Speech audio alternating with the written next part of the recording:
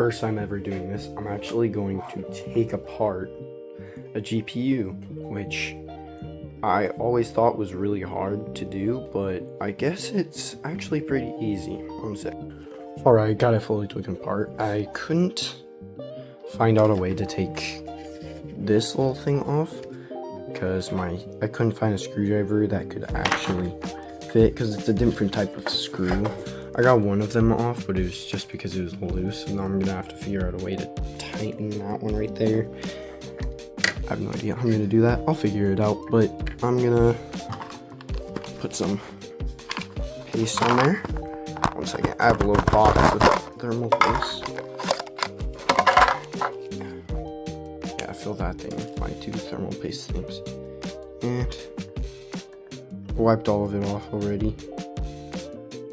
Oop, a little too much, but I do not care. Since this thing is literally might be used for just like a Minecraft server. So that I can have a display better than integrated graphics. But yeah, there we go. I'm probably going to stress test this GPU. It's so weird. I love looking at how like this looks like a graphics card, but it's so weird that the fans are like the entire GPU. But this is the actual graphics card. It's so tiny, so small. Holy cow.